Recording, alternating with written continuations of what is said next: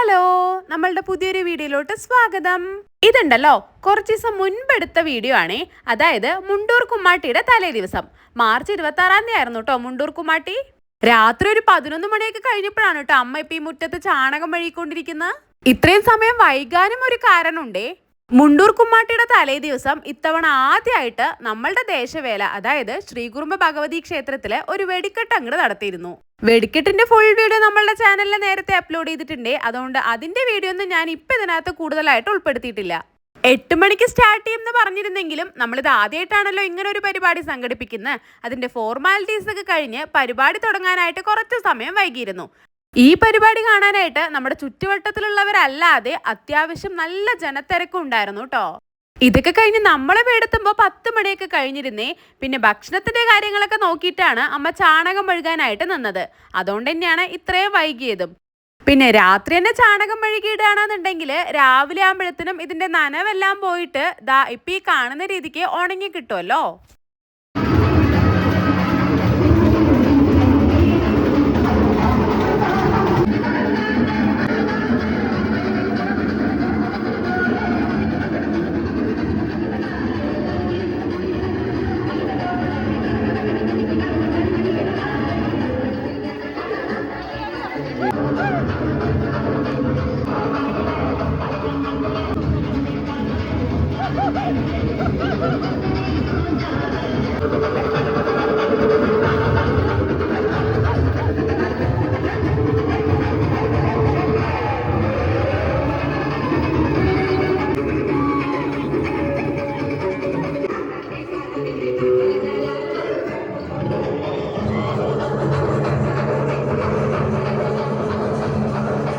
കുമ്മാട്ടി എന്ന് പറഞ്ഞാലേ അതിലെ മെയിൻ സംഭവം ദാ കണ്ടില്ലേ കരിവേഷം, അത് തന്നെയാണ്.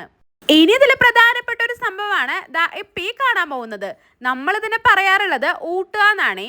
അതിന് വേണ്ട മെയിൻ ആയിട്ടുള്ള ഒരു സംഭവമാണ് ഈ പായസം. അരിയും ശർക്കരയും പഴവും ഒക്കെ ചേർത്ത് നമ്മൾ പൊങ്കലൊക്കെ ഉണ്ടാക്കില്ലേ, അതേ രീതിയിൽ തന്നെ ഉണ്ടാക്കിയെടുക്കണത്. പായസം പോലെ തന്നെ പ്രധാനപ്പെട്ട ഒരു സംഭവമാണ് ഈ അട. നമ്മൾ അരിമാവ് അരച്ചെടുത്തത് ഉപ്പൊന്നും ചേർക്കാതെ തന്നെ വാഴയിലയില് ദാ ഈ കാണുന്ന രീതിക്ക് ഒന്ന് പരത്തി എടുത്തിട്ട് അടുപ്പുണ്ടല്ലോ അതില് ദാ ഇപ്പൊ ഈ കാണുന്ന രീതിക്ക് തീക്കനലിൽ ഇട്ടിട്ട് ചുട്ടെടുക്കുകയാണ് ചെയ്യാറുള്ളത്. അടയ്ക്കായിട്ട് അരച്ചെടുക്കുന്ന മാവിന്ന് വളരെ കുറച്ച് മാറ്റിയിട്ട് അതിൽ വെള്ളം കൂടെ ചേർത്ത് ദാ ഇപ്പൊ ഈ കാണുന്ന രീതിക്ക് ലൂസാക്കി എടുക്കുകയെ. എന്നിട്ടുണ്ടല്ലോ നമ്മൾ തലേ ദിവസം ചാണകം എല്ലാം മെഴുകി വെച്ചിരുന്നല്ലോ, രാവിലെ ആകുമ്പോഴേക്കും അത് ഉണങ്ങി വന്നിരുന്നതും കാണിച്ചിരുന്നില്ലേ. അതിന്റെ മുകളില് ദാ ഈ കോലമൊക്കെ വരയ്ക്കില്ലേ, അതേപോലെ തന്നെ ഇങ്ങനെ വരച്ചു കൊടുക്കുകയെ. ഇതിന് നമ്മൾ പറയാറുള്ളത് മുറ്റത്ത് അണിയാന്നാണ് കേട്ടോ. ചെറുപ്പം മുതൽ നമ്മൾ കേട്ട് വന്ന വാക്കുകളൊക്കെയാണ് കേട്ടോ ഇത്. താലപ്പൊലി ദിവസവും കുമ്മാട്ടി ദിവസവും ഒക്കെ മുറ്റത്തണിഞ്ഞ് ഊട്ടാന്നുള്ളതൊക്കെ. ഇനിയിപ്പോ ഭഗവതിക്ക് ഊട്ടാനായിട്ട് മുറ്റം അണിയിച്ചൊരുക്കുക എന്നുള്ളതിന്റെ ഷോർട്ട് ഫോം ആണോ ഈ അണിയല് എന്നുള്ളതൊന്നും അറിയില്ല. നമ്മൾ ചെറുപ്പം മുതലേ കേട്ട് വന്നിരിക്കുന്നത് ഇങ്ങനെയൊക്കെയാണേ. ഇതിന്റെയൊക്കെ അതായത് ഓരോ കാര്യങ്ങളുടെ പുറകിലും ഓരോ ഐതിഹ്യങ്ങളും കഥകളും ഒക്കെ ഉണ്ടല്ലോ. അതിനെക്കുറിച്ച് കൂടുതലായിട്ട് പറയാനൊന്നും എനിക്കറിയില്ല കേട്ടോ. കുമ്മാട്ടി ദിവസം രാവിലെ നമ്മൾ ഉറക്കണീറ്റ് വരുന്നത് തന്നെ കരിവേഷങ്ങളുടെ ആർപ്പുവിളി കേട്ടിട്ടാണ്.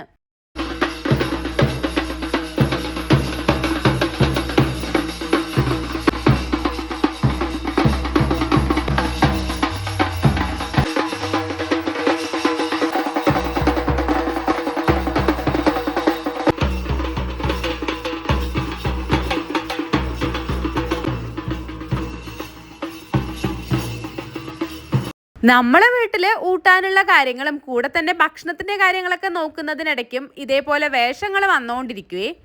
പക്ഷേങ്കിലുണ്ടല്ലോ ഇത്തവണ വേഷങ്ങള് വളരെ കുറവായിരുന്നേ. കുറെ പേർക്കൊക്കെ എക്സാം ഉള്ള ദിവസം കൂടി ആയിരുന്നു.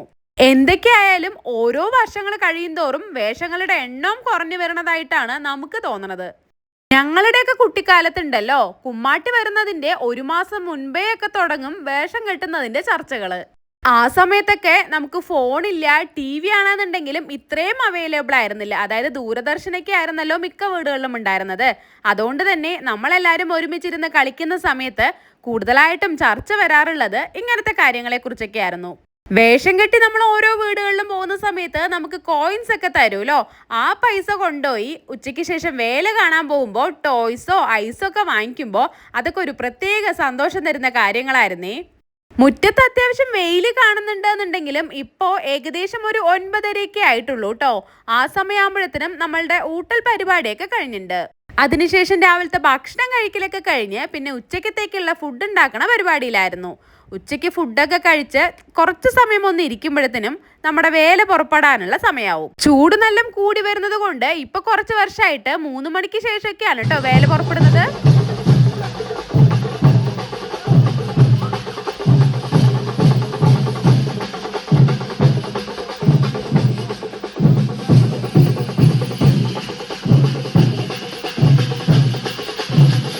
ഉച്ചഭക്ഷണം കഴിഞ്ഞാല് മുണ്ടൂർ പഞ്ചായത്തിലെ ഓരോ ദേശത്തുനിന്നും ഇതേപോലെ വേല പുറപ്പെട്ട് ഓരോ അമ്പലങ്ങൾ തൊഴുതിറങ്ങി മുണ്ടൂർ ജംഗ്ഷൻ ചുറ്റി തിരിച്ച് രാത്രി ഒരു 10 മണി 10:30 സമയമാകുമ്പോൾ ഇതേ വേല പുറപ്പെട്ട അതേ സ്ഥലത്തിലേക്ക് തന്നെ തിരിച്ചെത്തും.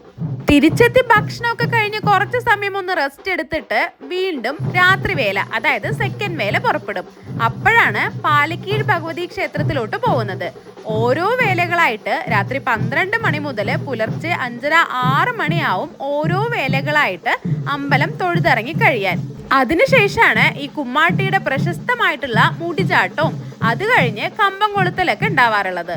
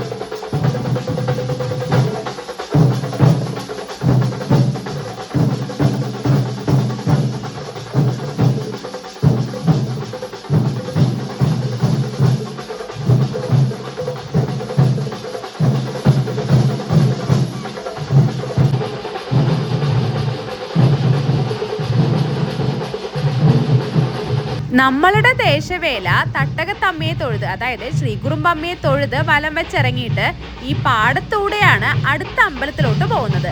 അവിടുന്ന് ജംഗ്ഷൻ വഴി ചുറ്റി, മുണ്ടൂർ ജംഗ്ഷൻ ചുറ്റിയിട്ട് തിരിച്ച് രാത്രി 9:30-10 മണിയോട് കൂടിയിട്ട് ഈ അമ്പലത്തിൽ നമ്മൾ വേല തുടങ്ങിയ അതേ സ്ഥലത്തിലേക്ക് എത്തും. ഈ വേല തിരിച്ചിറങ്ങുമ്പോഴത്തേനും തന്നെ അടുത്ത വേല അമ്പലത്തിലോട്ട് എത്തിയിട്ടുണ്ടേ. നമ്മളുടെ ദേശത്തെ ഈ വേല കാണിച്ചതുപോലെ തന്നെയാണ് മുണ്ടൂർ പഞ്ചായത്തിലെ ഓരോ ദേശവേലകളും ഉച്ചയ്ക്ക് പുറപ്പെട്ട് ഓരോ അമ്പലങ്ങൾ തൊഴുതിറങ്ങി മുണ്ടൂർ ജംഗ്ഷൻ ചുറ്റി രാത്രി തിരിച്ചെത്താറുള്ളത്. അതിനുശേഷമാണ് രാത്രി വേല, അതായത് സെക്കൻഡ് വേല പുറപ്പെടാറുള്ളത്. ഈ സമയമാകുമ്പോഴത്തേനും എല്ലാവരും അതാത് വേലയുടെ കൂടെയോ അല്ലാതെയൊക്കെ ജംഗ്ഷനിലോട്ട് എത്തുവേ.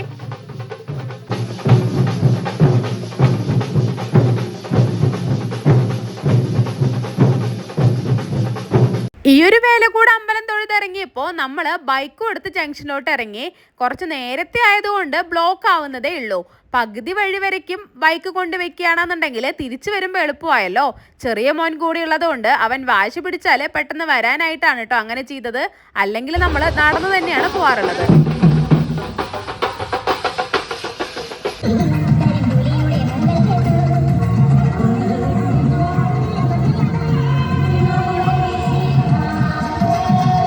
കുറച്ചുകൂടെ ഒന്ന് ഇരുട്ടി തുടങ്ങിയാലാണ് ഇതൊക്കെ കാണാൻ ഇരട്ടി ഭംഗി. മാത്രല്ല കിലോമീറ്ററുകളോളം നടന്ന് കാണാനുള്ള അത്രയും കാഴ്ചകളുണ്ട്. ഓരോ വേലകളിലും ഓരോ കാഴ്ചകളാണ്. വർഷങ്ങൾ കഴിയുന്തോറും എന്തെല്ലാം പുതിയ സംഭവങ്ങളാണ് വരുന്നത്.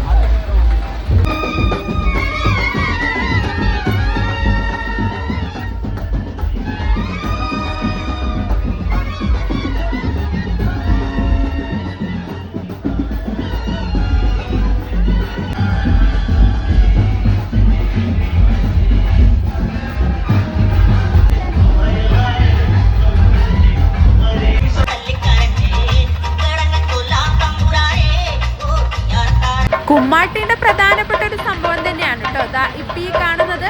ഇതിന്റെ പുറകിലും എന്തൊക്കെയോ ഐതിഹ്യങ്ങളൊക്കെ ഉണ്ട്. അതിനെക്കുറിച്ച് കൂടുതലായിട്ട് പറയാനൊന്നും എനിക്കറിയില്ല.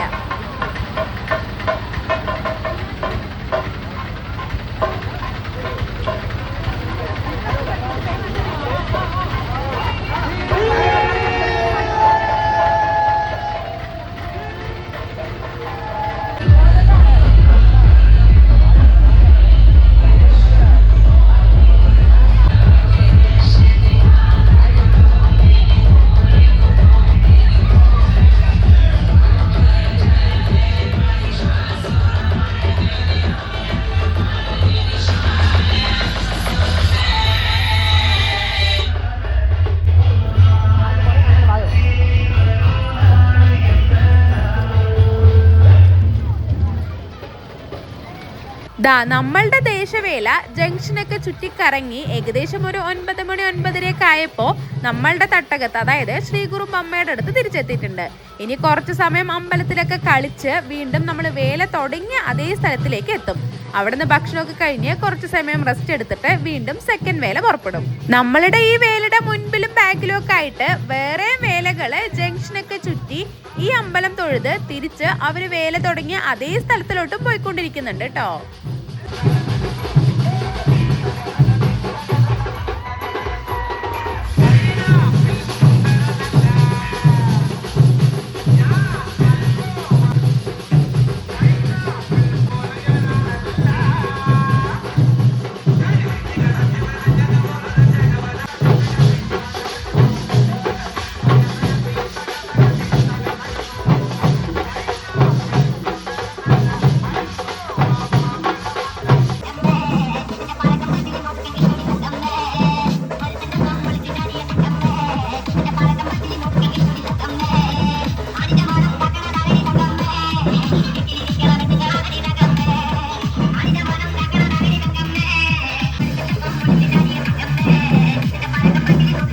നമ്മൾ പ്രതീക്ഷിച്ചതുപോലെ തന്നെ ഇരുട്ടായി മൊത്തത്തിൽ അങ്ങോട്ട് ബഹളായി തുടങ്ങിയപ്പോണ്ടല്ലോ മോന് വാശിയും തുടങ്ങി. പിന്നെ ഒരുപാട് സമയമൊന്നും ജംഗ്ഷനിൽ നിന്നില്ല. ഒരറ്റത്ത് ബൈക്ക് നിർത്തിയിട്ടുണ്ടായിരുന്നത് കൊണ്ട് തന്നെ കുറച്ചൊന്ന് ചുറ്റിയിട്ടാണെങ്കിലും വേഗം തിരിച്ചു വന്നു. പിന്നെ നമ്മളുടെ വീടിനടുത്തുള്ള ഈ അമ്പലത്തിന്റെ അവിടെ നിന്നാണ് കുറച്ച് സമയമെങ്കിലും വേല കണ്ടത്. അതുകൊണ്ട് തന്നെ വളരെ കുറച്ച് കാര്യങ്ങൾ മാത്രമാണ് എനിക്ക് ഈ വീഡിയോയിൽ ഉൾപ്പെടുത്താൻ പറ്റിയിട്ടുള്ളൂ. നമ്മളുടെ ഇന്നത്തെ ഈ വീഡിയോ ഇഷ്ടപ്പെട്ടാൽ ലൈക്ക് ചെയ്യാനും നിങ്ങളുടെ അഭിപ്രായങ്ങൾ കമന്റ് ചെയ്യാനും വിട്ടുപോവല്ലേ. വീണ്ടും മറ്റൊരു വീഡിയോയിൽ കാണും വരേക്കും ബൈ.